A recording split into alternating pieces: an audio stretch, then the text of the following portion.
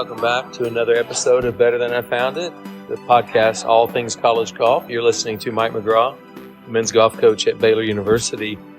I'm here live this week at American Dunes up in Michigan for the Folds of Honor Collegiate.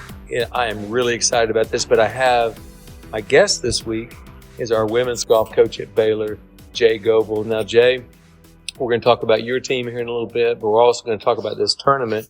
You've been here before. I haven't. Tell these fine listeners to Better Than I Found It all about this tournament. Yeah, well, thanks for having me again, Mike. This is great. We played in this event last year up in Michigan. We just got here, left 100-degree weather to 62-degree weather, which is very interesting. But what a great event! The Men's College Golf Association runs this event, and they invite 15 men's teams and 15 women's teams. But it's not only a great event, but it's also a great cause. The tournament is run and sponsored by the Folds of Honor, which basically is a fundraising mechanism for veterans to go to college. And one of the really cool things is that even at Baylor,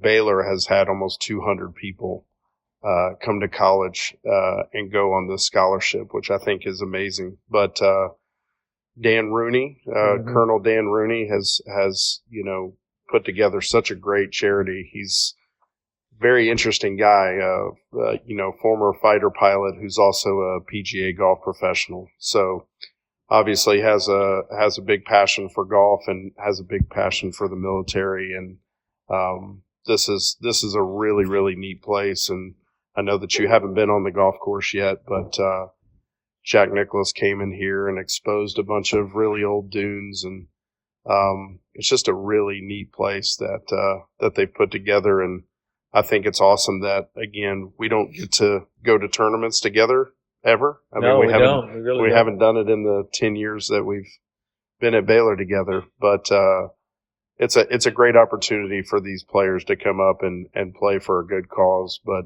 to also see an awesome golf course with some great competition. I don't think kids that are playing college golf, I don't think they really realize how great things are, the great experiences they're having until years later. Sure. And we're trying to tell you, your women, and me, my guys, hey guys, this is going to be a special event. No doubt about it. But you mentioned Dan Rooney. Dan, I've known him since he was in junior high. He grew up in Stillwater, Oklahoma. And I eventually coached high school golf he graduated. I was still coaching high school golf when he graduated. So my team at Edmond played the Stillwater Pioneers a bunch. And then he went and played college golf at Kansas. Really fine player. Started on that team there at Kansas. Wow. So he's actually a very, very good player. But creating this organization that helps so many veterans. And then now he's created this golf tournament, this college golf tournament that I didn't play last year, and you told me all about it, and I thought, you know what? I need to go experience that. And Dan had sent me a couple of texts a year and a half ago. Coach, we got to get you up here. We got to get you up here. And I'm hoping to see him maybe later today, but certainly by tomorrow. And we're pretty pumped about this event. Yeah, to start off, it does not surprise me one bit that you know small worlds. No, Dan world's Rooney, small, Jay. And that you coached against him in high school golf. Like, none of that surprises me. Again, like you said, the golf world is small, but he's done a fantastic job of creating this charity. But it has this golf tournament. There's also a tournament that they host for basically like elite All-Americans in the wintertime that they have out at Wigwam, out of Wigwam in Arizona, which is really great. And I think one of the greatest things about golf is the fact that you do get to go and experience so many cool things. But obviously the really sidebar great thing about this event is the fact that it gives so much money back to such a good cause, which I think is awesome. A great cause. He also, Dan, I told you, is a really good friend of mine going way, way back, but his foundation was literally created when he was on an airplane, and he saw the casket of a fallen soldier being wheeled either to the plane or away from the plane, one or the other. And the pilots came on and said, hey, everybody take a moment of silence here. And it got him to thinking. And he said some prayers about it too. It was like, wow, that's amazing. You know, that I mean, we take this for granted, but somebody lost their lives so that we could have all the great freedoms we have in this country and just have the experiences we have in this country. And we created that many years ago, and it's been an amazing organization. But to have created a college golf tournament where our kids, yours and mine both, and 15, so there's 30 college golf teams, men's and women's here, that are going to benefit from this experience. But another thing about this experience is great. It's on television. Yes. I remember seeing you all on TV last year. Talk about that experience for your girls. Well, I think that, you know, any exposure that we can get on TV is great. I think that we're starting to see more and more events televised. There's not as many on the women's side, so I think that it's great to be here and be on television and get that exposure. But it just shows how far college golf has come the last, 15, 20 years, is that, these events are big time. These players are so good on both the men's and women's side. And to have an opportunity to showcase their skill on television is a really amazing opportunity. We try to get on as many tournaments as we can that are on television. Well, the most important one, though, is that national championship. But that's a good one. That's a good one to get into. But, I think it's awesome. I mean, I think, again, it just shows how far college golf has come in the last 15 to 20 years. And, the parity on the women's side is off the charts. I mean, there's so many good teams now that can not only compete this week, but that can compete, highly and on a national level. I was thinking about that just a moment. When I was coaching women's golf that one year at Oklahoma State, South Carolina was not in the mix. Kansas was not in the mix. You go down the list of schools now that are really competitive. Yeah. That weren't in the mix in those days. Probably not Northwestern or Oregon sure. And they built great programs. So you talk about parity. It's on the men's side too. It's like there's just a lot of really great teams nowadays. Yeah, there really is. And I think that, I think that these young men and women do deserve to be on television. And it's really cool to see that they get these opportunities before they try to play professional golf to be on television and to showcase their skill and showcase their ability. But, I mean, you know as well as I do, I mean, we get to coach great young men and women every day, and I think it's really special for them. I agree with you that they're going to look back 20 years from now and be like, man, that was so cool that we got to play in that event and it was on television, and they had a band come out and play, and they had all these volunteers and supporters of the event come out and watch us. It will hit them at some point that the experiences that they had while playing college golf were awesome. Well, you mentioned television too, and that's 100% sure on that. But you mentioned television. Our fans don't get to see us because we don't usually have home contests. Yeah. Usually, we're going to talk about one you've got coming up here shortly. But since we don't get, it's great for our kids and it's great for our program and great for our university if we are seen on television. A few years back, we were playing at Merideau, and Johnny was in contention. Johnny Kiefer was to win, and our team was playing really well, and we were on television for that event. So anytime you have a chance to get in front of people, it's actually great because your fans don't see you very often. But the Lady Bear golf fans are going to get to see you all talk about the Bear Brawl, the Lady Bear Brawl that's going to happen out at Ridgewood Country Club. Sure. Yeah, no, it's we are actually one of the regional sites this year at Ridgewood Country Club, our home site in Waco. So we decided to do we haven't had a women's college golf event out there in almost 20 years since the Big 12 championship. Mm-hmm. So I think we're doing that as kind of a little preview to see maybe, what kind of tees we should play, what kind of pins we should play. But, it is really exciting for our team to actually get to play at home not only once but twice this year. So we're going to have the Bear Brawl on the ladies' side. We play on October 28th at Ridgewood Country Club. any of your fans and listeners that want to come out and watch, it'll be a great deal to see them play on our home course. Ridgewood Country Club is such an easy course to gallery. It's really the tees and greens are really close to each other. It's not a hard walk either for fans. No, for sure, and it's going to be a great experience for them to come out and see some really great golf. But I'm really excited for next May.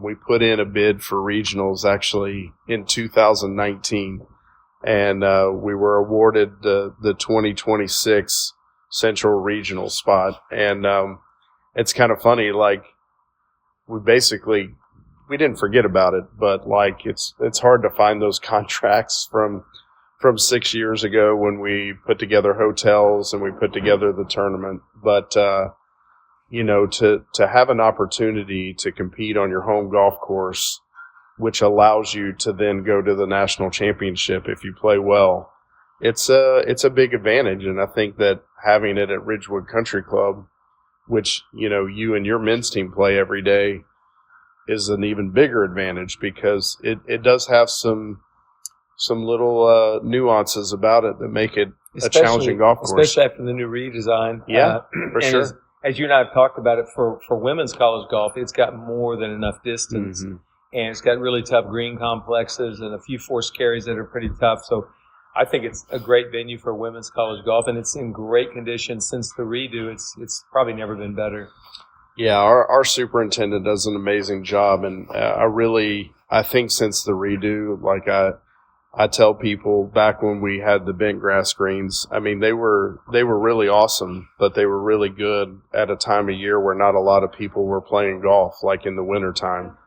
And now I would say that our country club, honestly, is in perfect shape 10 or 11 months a year. And something we have now we didn't have was rough. Yeah. When I first got to Waco, Ridgewood Country Club did not have rough. And correct. I love it because the ball goes all the way to the bottom. Yeah. It's a penalty now when you miss at Ridgewood. It's not easy.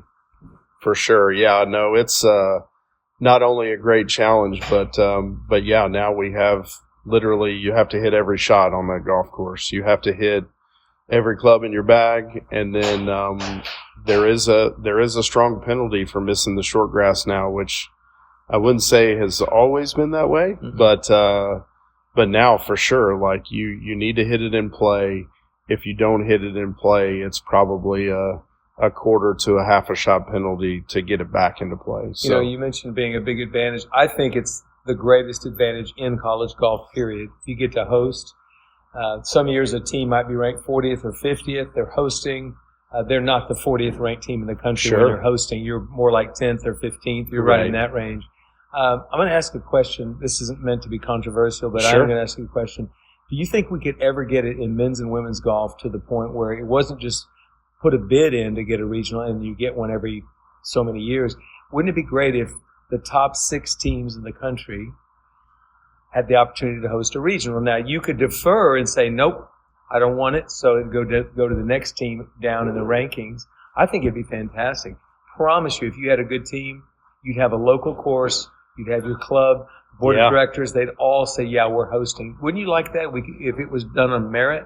That would be really a great idea, and I'm sure it's something that I know that you and I have talked about it a couple times. The challenge would be some places, on a month's notice or a couple weeks' notice. I'm sure they couldn't pivot to have an event, but a lot of places now, like us, I mean, we have such a great relationship with Ridgewood.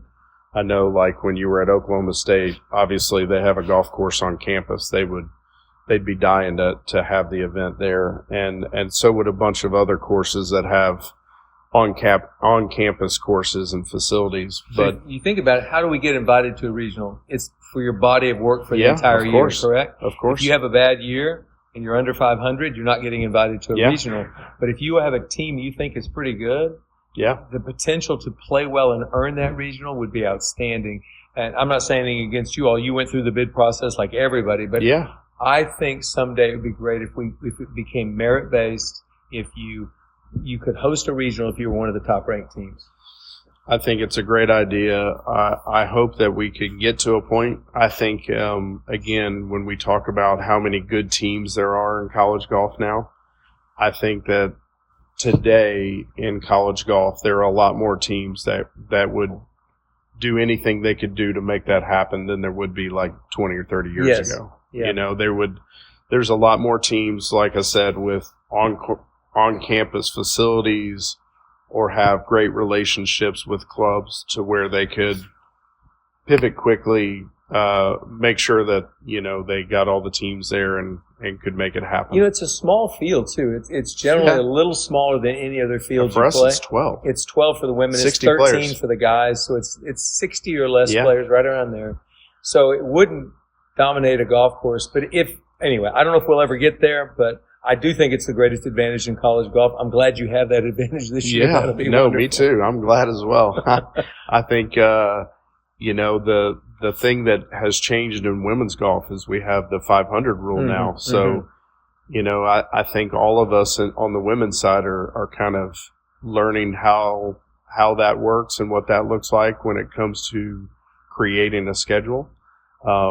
I wouldn't say that I made our schedule a lot easier, but I did make it so that the path to get to Ridgewood was a little more clear than maybe it has been in the past. And I don't have anything against the 500 rule. I think that, I think I'm pretty neutral on it, to be honest with you. So before you go with that, so those listeners that might not understand what the 500 rule is. Yeah. So if we go to our first tournament in the fall, every tournament you play all year long counts. So we're going this week. There's 15 teams in your field this week at American Dunes, Correct. 15 in ours. If you win the tournament, you're 14-0-0 to start the year. Correct. If you finish dead last, you'd be 0-14-0. So you have to end up throughout the whole season going into a regional. You have to be at 500 or better. Beat half the teams you play or better. I'm not against the rule either, but it has bit me. It bit us last year. We got behind the 8-ball, didn't play well, and could not recover. You want to get on the good side of it early, right? You want to get on the good side of it early, and I was very, as you know, I was very stressed out at the end of the year because we finished last year 500 exactly. Yeah, but something you did, I don't think I've ever seen it. Yeah. 1 month you only lost to one team, and the next month you only beat one team. Correct. Yeah. Yeah. I haven't seen that, yeah. Jay.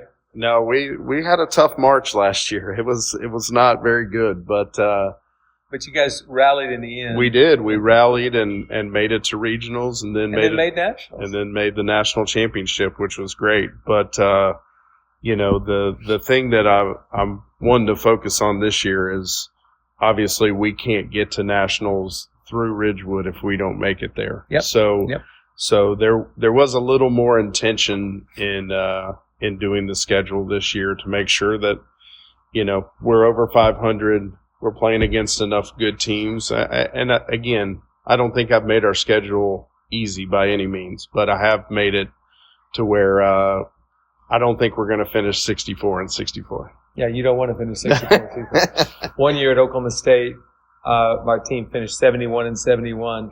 And at the conference championship, we had to finish 6th. Or better. Now, we were ranked 24th. Right. But our schedule was so tough, even when we had bad finishes, we didn't go down in the rankings very much. But I remember thinking we were in 10th place after 18 holes, needing to finish 6th in that conference. we somehow or another figured it out. But the moment you start thinking too much about that cut line, you don't play well. It's like on the PGA Tour when a guy starts missing the cut by one. Yeah. Friday afternoon. He's thinking about the cut. Thursday not afternoon. winning the golf tournament. We're not winning the golf tournament. So you can't go there, obviously. You do have a good team. Let's talk about your team. Sure. It's a new team. There's a lot of new faces. So yes. Start with the returners and then just work into all the new kids. Yeah, I have 8 players on the team currently. I have returners are Celia Oma, who is from Norway. Mm-hmm. I have Mallory Matthews. By the way, how far does that girl hit it? It's crazy. Crazy far. Yeah. Has been clocked at 170 ball speed before with her driver. That's silly.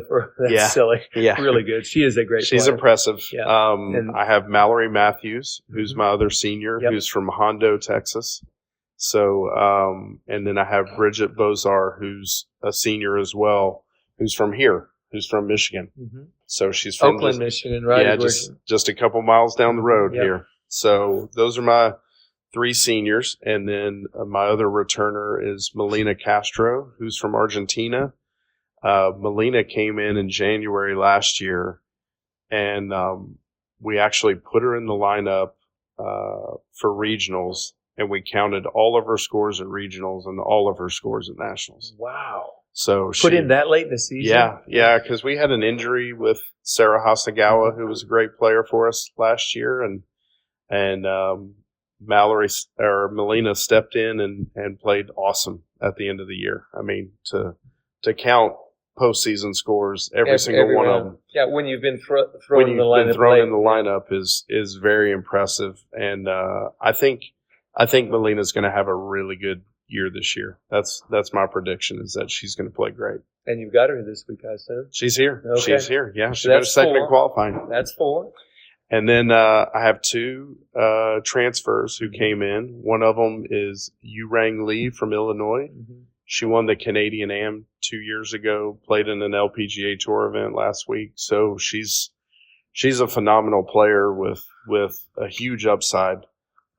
She's here this week as well.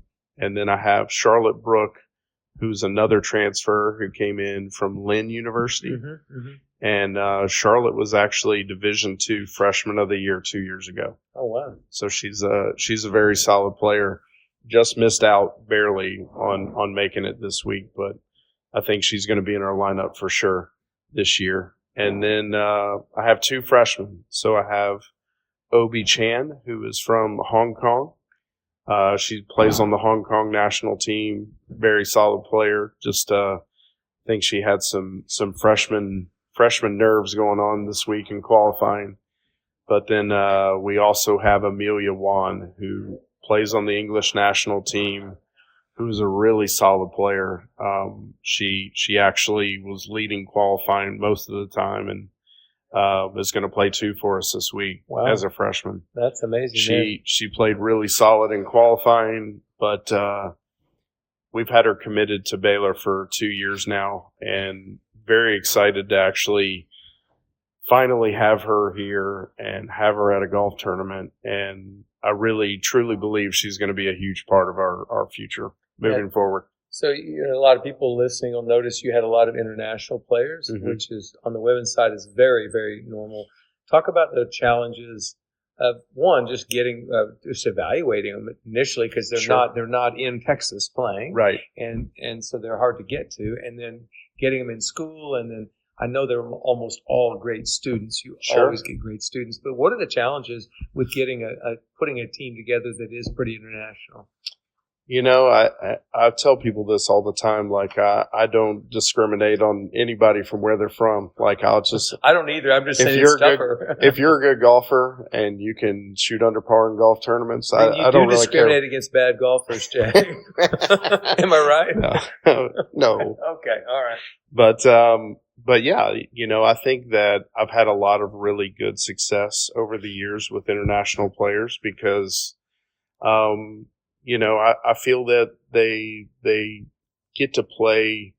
The interesting thing about a lot of international players is they begin to play team golf much younger than American players do. Yeah, like when you go see the European Team Championship, that's an amazing experience. It's awesome. Yeah. And I think, these countries, they have federations that notice somebody's talent at a young age, and then the country starts to help get them coaching and help get them experience and put them in golf tournaments and have them travel around the world to play in golf tournaments. So when they come and they play college golf, the interesting thing to me is that it's essentially like they've already been playing college golf for 5 years. They understand that, hey, this golf team is only as strong as me as an individual, what I can take care of and what I can do with my golf game. They're not focused as much on the team or what their teammates shooting or how their teammates doing. It's how they can help the team, right? It's like they know that they can help the team by taking care of their business because they've done it.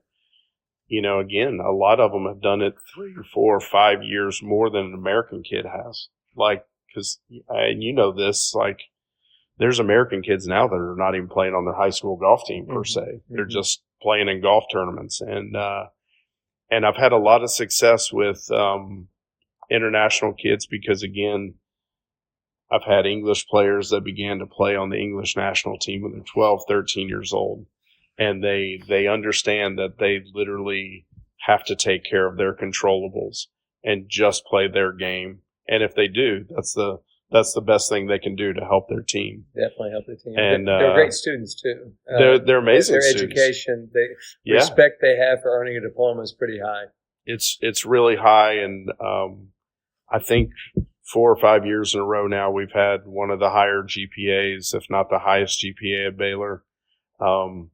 I think that is a great thing as well with recruiting international kids. Is they don't come here to mess around. They want to play really high level golf and get that experience because they can't get it anywhere else around the world. America is essentially the only place they can go and play week in and week out against the best players in the world.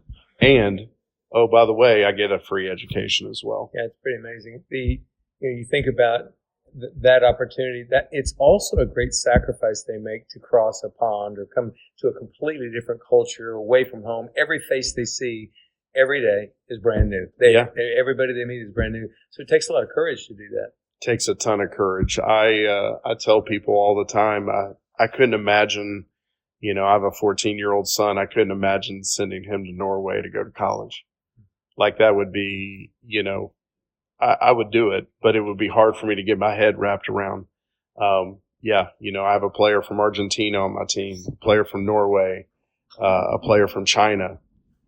It's a long way. It's a long way to Hong Kong, to Waco, Texas, to come play golf. But think of the cultural experience they're getting, though. Oh. Seriously, to come from their country and come in here to Texas and they see pickup trucks and this is warmer weather. It's a different deal. Well, to come to Waco is obviously an experience as well, but to get to travel around the U.S. and play in all these tournaments that we get to play in, what an education they get to not only come to a new place with a new culture and get an education, but to, come to Michigan next week. We go to Nashville in a month. We're going to Hawaii. I mean, they're getting to see a lot of the world that they probably wouldn't have had a chance to see if they weren't good at golf. They wouldn't have. You're right. And talk about what your players, Mallory, a girl that grew up in Texas, Hondo, Texas, come on, small town. Really small. Think about the cultural education she's gotten with her teammates in the last 4 years. Oh, yeah. What she's learned about the rest of the world and how other kids perceive things and do things. Well, yeah, it's, she's a wonderful person. The best golf camp counselor I think I've ever had. She's amazing. Mallory is fantastic. And, what's really cool is Celia on our team from Norway is her best friend. Mm-hmm. They've lived together for actually all 4 years. 4 years, yeah. Yeah, they've lived together all 4 years. They've created this awesome friendship. I mean, these are two young women who grew up 5,000 miles apart. So for them to not only become really great friends, but, Celia likes to go down there to Hondo and to see how Mallory lives. And, she lives on a beautiful ranch down there. And my only international kid, Vincent Sternfeld, is from Stockholm, Sweden, and his roommate is from Dallas. It's Martin Kemp. Yeah. And you think about Martin invites him home for the weekend. They go out and play golf at Martin's golf course. Just to be able to take that kid in, and he's a long way away from home. Yeah. If Martin had been in Stockholm for the last year and a half, I mean, he'd want somebody to help build and lift him up. Right, of course. So I think it's great. But I'm sure Martin will actually probably go see Vincent in Sweden someday. He's going to. And I'm sure Mallory, actually, I don't know if she has yet, but I'm sure someday she'll go to Sweden or to Norway and see Celia. And that's cool. Like when they get married someday, we'll probably be in a big wedding in Norway, and we'll all be there together, 5,000 miles away from Waco. There you go. I think that's great. Well, you and I have been sitting here talking like like nothing ever bad happens in college golf. We do have challenges. There are things that happen, but the experience itself, for the players, for the coaches, all the different people that are involved, it reminds me of why being here this week is like incredible. It's like, and I want to thank you, Jay, because you're the one that encouraged me to call Dustin Roberts at the GCA and ask if there was a spot available this year. My guys are pumped. They're fired up. I get to see Dan Rooney, get to see this great facility. So thanks for that. No, absolutely. I mean, we truly are blessed to get to do what we get to do every day. And, it goes without saying, like, if you're doing something you love, it's not work. And we get to hang out on golf courses with people that we enjoy being around and see beautiful places and hang out and compete. Two things. We're lucky. We are lucky. We're lucky guys. Give me the dates at Ridgewood Country Club for the Bear Brawl, the Lady Bear Brawl. When is that? October 28th. It's a one-day tournament, 36 holes. It's a one-day hole. They'll play practice round on Sunday the day before, correct? It's actually a Monday, Tuesday. Monday, Tuesday, okay. Yep. So the 28th of October. And have you found your golf clubs from your trip this summer? Are they gone? No, they're gone. I got a brand new set of pings. And you were in love with them too, weren't you? And I was in love with them, and I got to play one round at the Dunes Club in Myrtle Beach, South Carolina with them, and they're gone. And they're gone. Somebody some airline has an employee who's got a pretty nice set. Yeah, he's got a brand new set of I-240s and an awesome G440 driver. And well, I know how much you love one of my long putters. Yeah, I know what you really love. Yeah. I know how much you love the game. So when somebody steals your equipment, they just steal a little bit of your soul. It's been a month now. It's been a month. Yeah. Oh, well. Yeah. They're gone. That's it. You can come play my blueprints, I'll come but I don't think they're those things have been collecting dust for 10 years now. Collecting dust. Well, listen, Jay, we'll look forward to giving a little report on this week, but also I can't wait to be out there October 28th to see y'all play at Ridgewood Country Club. Thanks a lot, Jay, for inviting me to come up and play in this tournament. Excited to be here. Let's go have a great week. Sick 'em Bears. Sick 'em Bears. Let's do it. Absolutely. Thanks for having me, Mike. You bet, Jay.